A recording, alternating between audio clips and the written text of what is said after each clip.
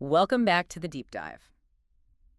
Okay, we've sifted through a pretty dense stack of source material for the next few weeks, all focused on November 2025. Quite a stack, yeah. And we've really tried to boil it down to a core action plan for you, the learner. It's about how to, stop, review, and then surge ahead with, like, real purpose. Strategic patience is really the theme that jumps out. Totally. The sources are hammering this point about self-review, maybe recalibrating some big beliefs, and navigating a time when, honestly, just pushing forward isn't the best idea. It's strongly discouraged, actually. Right. Trying to force things now seems like a recipe for, well, problems later. So our mission today, break down this guidance, pull out the actionable stuff. We need to understand, why communication might get tricky, why ambition needs maybe a little humility check. And how to actually do that spiral back, the sources keep mentioning. That idea of checking if the foundation can even hold the big plan you've got. Exactly. And looking through this material, one date really flags up immediately, November 8th. This seems to be the pivot point. The advice is pretty clear. Consciously shift focus here. Stop the forward push. Pause. Well, pause with purpose. Pause with purpose. I like that. Yeah, and the purpose is about structural integrity, deep stuff. The sources say these small, deliberate pauses, they actually help bring out your truest thoughts. Not just the surface noise. Exactly. So the priority totally shifts to double-checking every plan. Because this is when tiny errors, the ones buried in the foundation, tend to pop up while you're wrestling with the big picture. It's interesting how the sources reframe the potential frustration, though. This 3-week window, November 9th to the 29th, usually you hear Mercury retrograde and think, oof, glitches. Right. Annoying delays, tech going haywire. But here it's redefined. It is. It's presented more as a strategic reunion. You're meeting unfinished business. And the twist, which I think is key for you, the learner, is seeing delays not just as roadblocks, but as necessary detours. Maybe they lead somewhere genuinely better. If you hit friction, it's not just bad luck. It might be revealing something that was never quite right to begin with. An opportunity hidden in the annoyance. That's a great way to put it, yes. Okay, let's zone in on the timing then. Because it's not just any old review period, it's specific. The sources point to Mercury traveling with Mars, and both are in Sagittarius.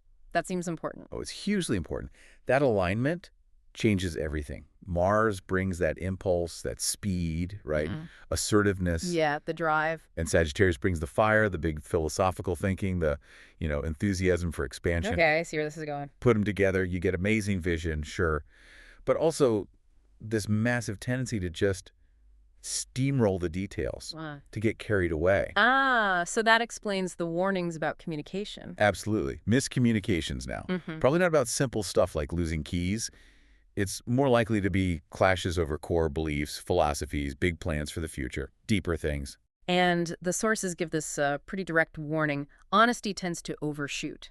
Tact takes a vacation, I think was the phrase. Yes, tact takes a vacation. Yeah.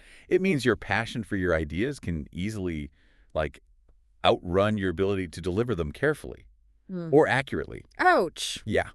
So to avoid major regrets down the line, because you're asserting these beliefs so strongly, you have to choose patience. Patience with words, but maybe more crucially, patience with the vision itself. So it's asking us to pause and reconsider not just where we're aiming. But why? Why did we want to go there in the first place? Does that original why still hold up under scrutiny? Right. Which brings us to the core action. If we want the best outcome, what's the trade-off? What are we aiming for instead of just speed? We need to rethink the structure of ambition itself, maybe. The goal isn't perfection. That's impossible anyway. It's something the sources call authenticity with accuracy. Authenticity with accuracy. Let's sit with that. It means making sure whatever you build next is genuinely rooted in what you really intend, your true purpose. Yeah. And that the details, the structure, are actually strong enough to support it. So being honest with yourself is step one. But step two is making sure the way you express that honesty actually works. It holds water. Precisely. And that leads directly to the practical steps recommended for this November 9th to 29th window. Okay, what are they? Apply serious humility to your strongest opinions. The ones you usually defend fiercely. The defaults. Yeah. And rigorously fact-check where your core beliefs might just be based on assumption, not, actual evidence or truth. So the action isn't creating something new right now. It's more like auditing the old stuff. Yes. Go back over old writing, plans, promises you made. Look at them with fresh eyes, humble eyes. It's a foundational audit. It is. And the caution is pretty stark. Don't try launching brand new plans or radical projects right now. Because that energy will likely just overshoot, like we talked about. Exactly. You'll steamroll the very details you need to be checking. Instead, commit fully to troubleshooting, improving what you already have in motion, especially major projects. Yeah. That foundational work, that deliberate slowing down. The sources call it strategic deceleration. Strategic deceleration. Okay, Yeah. I like that much better than just stalling. Right. It reframes it completely. It's not failure. It's a powerful prep move. You're pulling back to the starting line, tuning everything up. So when the green flag drops later, You launch cleanly, powerfully. It's investing time now for speed, real speed later on. Speaking of strategic prep, there's this fantastic case study in the sources. It really illustrates this spiral back thing in action. It involves a character named Mira on November 12th. Ah, yes. The mirror story. It's very vivid. It really is. So picture this. Nov 12th. Mira's got that low-grade anxiety, the kind you get when a big project just stalls. I've been there. Totally. Gray light, desk is a mess, notebooks, drafts, cold coffee, and the cursor on her screen is just blinking. On this document called Project Phoenix. Project Phoenix. This was her big thing, right? Her magnum opus, this bold manifesto for her publisher. Yep. But it's completely stuck. And the reason, critiques that were, quote, too honest. Ooh, sounds like that Sagittarian tactlessness we mentioned might have paid her a visit. Seems like it. Her boss specifically said, it's ambitious, Mira, but maybe too much so. Step back. Review what you're really trying to say. Wow. Direct hit. Yeah. And Mira's realization then, tracing it back, that's the key. She saw she'd been writing like someone chasing the horizon, impatient, trading the original sincerity, the core idea, for spectacle. For something flashy, she wanted that big expansion now, but finally got that it needs a solid, truthful foundation first. And this is where he does the spiral back. She doesn't just try harder or stare at the screen more intensely. No. She stops. She reaches for something physical, right? An old notebook, dusty, from last winter. Exactly. Literally going back in time, strategically. And that notebook, Yeah. it wasn't polished. It was clumsy, rough even. Yeah, but pure. It had the original seed of the project, before deadlines, before ambition turned into anxiety. Before it was about impressing anyone. Right. Back then, it was just about telling the truth. Which connects perfectly to the advice about trusting your feelings, even when words fail. That old notebook held the emotional clarity she needed. The why. Okay, so she found the feeling again. How did she translate that into actually fixing the manuscript, into action? Well, she didn't just burn it all down. It was more surgical, deliberate rewriting. Yeah. The sources mentioned she deleted half the first paragraph. Gone. Gone. That was the spectacle. The fluff designed to impress, not connect. Wow. And then starting slower, she treated it like a conversation with her past self, that more authentic version, catching small errors, fact-checking assumptions she'd glossed over. Getting rid of clever-sounding phrases that didn't actually mean much. Exactly. And she realized this wasn't punishment, this review. It was. The sources call it a clearing. Making space for truth by removing the clutter. That's the authenticity with accuracy happening right there. In real time. Yes. And this internal shift, it seemed to smooth things out externally, too. By the evening. Yeah, there's that lovely little exchange. Her friend Eli texts, just checking in, like, you okay? Been quiet.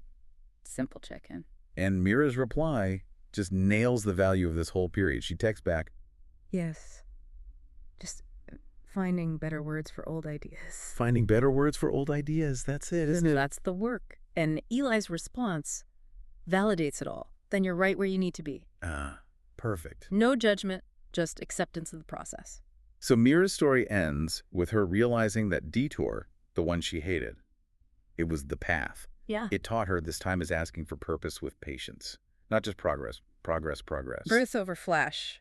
Authenticity over perfection. So if we pull back to the big picture for the learner navigating this window, the tension is clear. Prioritize the authentic thing over the perfect-looking thing. Prioritize quiet reflection over just expanding rapidly without checking the map. This focus on communication, beliefs, it's not meant to stop you forever. It's meant to make your foundation stronger. Absolutely. Think of this whole 3-week window as strategic prep time. Use this focus diligently. Troubleshoot your big projects. Check your assumptions. Reconnect with your original why. Do the audit now. So that when it is time to move forward, end of the month perhaps, you execute with way more accuracy, more sincerity, more impact. The time spent going backward now lets you leap forward cleanly later. It's an investment. Okay, so here's the final thought we want to leave you with as you navigate these next few weeks. Mara closed her laptop that night feeling in motion again, but in a different way. Redirection, not failure. So we ask you, what old idea or project of yours is maybe gathering dust right now? Or maybe it got stalled by a critique that hit a bit too close? What's waiting for your humble review? For that necessary spiral back so you can uncover its truest, most authentic purpose?